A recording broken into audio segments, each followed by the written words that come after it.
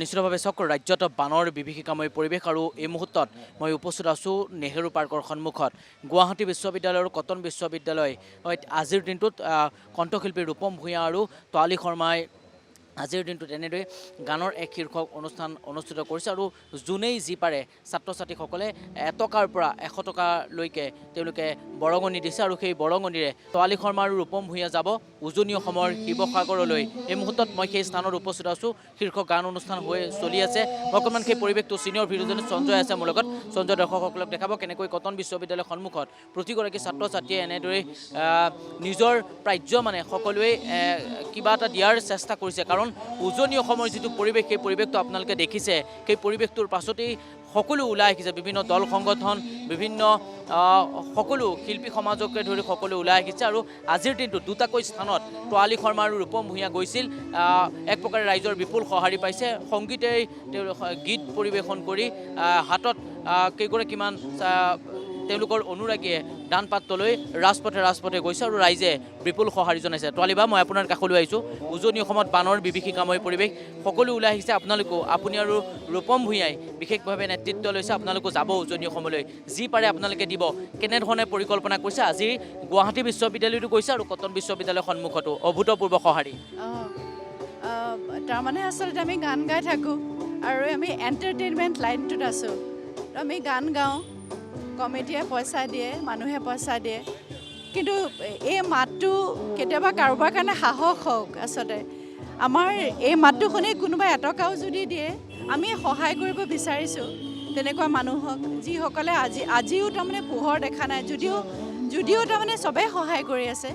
গতিকে ৰূপম আৰু মই, আমাৰ মাতটোৱে আমাৰ সম্বল। গতিকে আমি গান গাই যোনে যি পাৰে আজি কটনৰ সন্মুখত কৰিছোঁ আৰু গুৱাহাটী বিশ্ববিদ্যালয়ৰ সন্মুখতো কৰিছোঁ।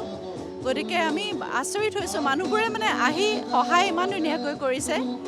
আমি ভাবিছোঁ সকলোৱে মানে একেলগে গোট খালে কিবা, আমি সৰু একদম ক্ষুদ্ৰ হ'লেও মানে ইট কাউণ্টছ। গতিকে সেইকাৰণে ওলাই আহিছোঁ। কি দিম বুলি ভাবিছে আপোনালোকে? কি দিয়াৰ প্ৰচেষ্টা হাতত লৈছে?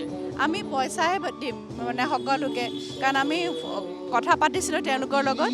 তো বহুখিনি মানুহে বহুখিনি বস্তু পাইছে, কিন্তু ঘৰ বনাবলৈ যিমান পইচাৰ প্ৰয়োজন সেইবোৰ পইচা তেওঁলোকে কেনেকৈ পাব? গতিকে আমি পইচাই সকলোকে দিম বুলি ভাবিছোঁ। আৰু আপোনালোকে দুখন নগাঁও মহাবিদ্যালয়তো যাব, আপোনালোকে তেজপুৰ বিশ্ববিদ্যালয়তো যাম বুলি কৈছে। আমি তাৰমানে ইয়াৰ পৰা কাইলৈ নগাঁও, কলিয়াবৰ, এইখিনি গোটেই ৰাস্তা যিখিনি আছে জখলাবন্ধা, আমি যিমান পাৰোঁ এনেকৈ জেগাত ৰৈ গাম। আৰু যোনে আমাৰ গান শুনিব বিচাৰে শুনিব আৰু পইচা দিব, আমি তেনেকৈ সহায় কৰিম। ধন্যবাদ জনাইছোঁ। এই মুহূৰ্তত ৰূপম ভূঞাই গীত পৰিৱেশন কৰি আছে। মই দৰ্শকসকলক দেখাবলৈ চেষ্টা কৰিছোঁ। ৰূপম ভূঞা আৰু তৰালি শৰ্মাই এনেদৰে প্ৰচেষ্টা হাতত লৈছে। এটি দান পাত্ৰলৈ এই মুহূৰ্তত ৰাজপথত ওলাই আহিছে। এই মুহূৰ্তত মই দৰ্শকসকলক দেখাবলৈ চেষ্টা কৰিছোঁ। সেই পৰিৱেশটো মই দৰ্শকসকলক দেখাবলৈ চেষ্টা কৰিছোঁ। ইয়াত লিখা আছে বানৰ বাবে তৰালি শৰ্মা আৰু ৰূপম ভূঞা। এনেদৰে তৰালি শৰ্মাৰ হাতত এই মুহূৰ্তত আমি দেখিবলৈ পাইছোঁ বানৰ বাবে গান, এনেধৰণৰ প্ৰচেষ্টা হাতত লৈছে। এই মুহূৰ্তত মই দৰ্শকসকলক দেখাবলৈ চেষ্টা কৰিছোঁ। যোনেই যি পাৰে সকলোৱে দিছে আৰু কটন বিশ্ববিদ্যালয়ৰ সন্মুখত ৰাইজৰ অভূতপূৰ্ব সঁহাৰি।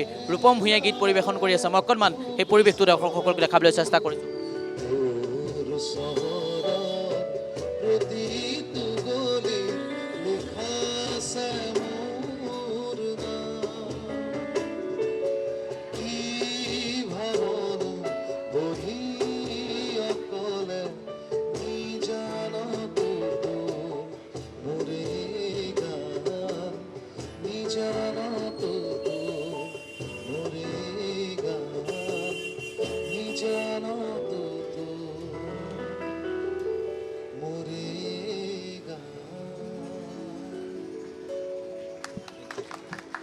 অকণমান মই আপোনাৰ কাষলৈ আহিছোঁ। কাইলৈ আপোনালোকে উজনি অসমলৈ যাব আৰু গুৱাহাটী বিশ্ববিদ্যালয়, কটন বিশ্ববিদ্যালয়ত আপোনালোকে আপুনি আৰু তৰালি বাই বিশেষ পদক্ষেপ হাতত লৈছে। আচলতে এইটো বিশেষ পদক্ষেপ নহয়, আমাৰ ফালৰ পৰা সৰু এটা প্ৰচেষ্টা, আৰু এই প্ৰচেষ্টাটো ডাঙৰ ৰূপ ল'ব যেতিয়া সকলোৱে সহায় কৰিব। আৰু আমি আমাৰ সীমিত জ্ঞান আৰু টেলেণ্ট যিখিনি আছে সেইখিনিৰে গীতখিনি গাইছোঁ, আৰু গীতসমূহ ভাল পায় বন্যাৰ্থৰ কাৰণে সকলোৱে যিদৰে সহায় কৰে তাৰে আমি কামনা কৰিছোঁ। আৰু থেংক ইউ। গুৱাহাটী বিশ্ববিদ্যালয়তো ৰাইজে অভূতপূৰ্ব সঁহাৰি দিছে, ছাত্ৰ ছাত্ৰীসকল আহিছে, কটন বিশ্ববিদ্যালয়তো আপোনালোকৰ গান শুনিবৰ কাৰণে সকলো আহিছে।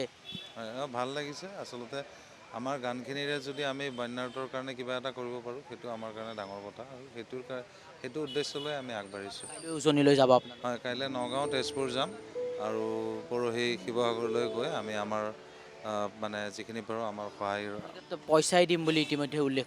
সেইটো এতিয়ালৈকে ডিচাইড কৰা হোৱা নাই, কিমান কি কালেকশ্যন হয় তাৰ ওপৰত ডিপেণ্ড কৰি।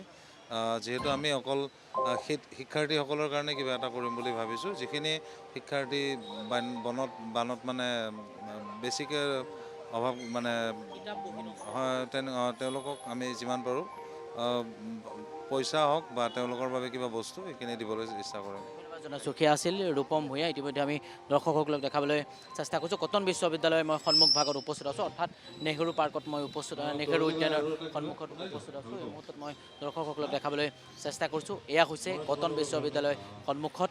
কটন বিশ্ববিদ্যালয়ৰ সন্মুখত এনেদৰেই তোৱালী শৰ্মাৰ বানৰ বাবে গান এই শীৰ্ষক অনুষ্ঠান তেওঁলোকে আৰম্ভ কৰিছে। তোৱালী শৰ্মা আৰু ৰূপম ভূঞাৰ নেতৃত্বত গুৱাহাটী বিশ্ববিদ্যালয় আৰু কটন বিশ্ববিদ্যালয়ৰ সন্মুখত দেখিবলৈ পোৱা গৈছে। ৰাইজে অভূতপূৰ্ব সঁহাৰি দিয়া দেখা পোৱা গৈছে। কাইলৈ দিনটোত উজনি অসমলৈ যাত্ৰা কৰিব এই দুয়োগৰাকী শিল্পীয়ে।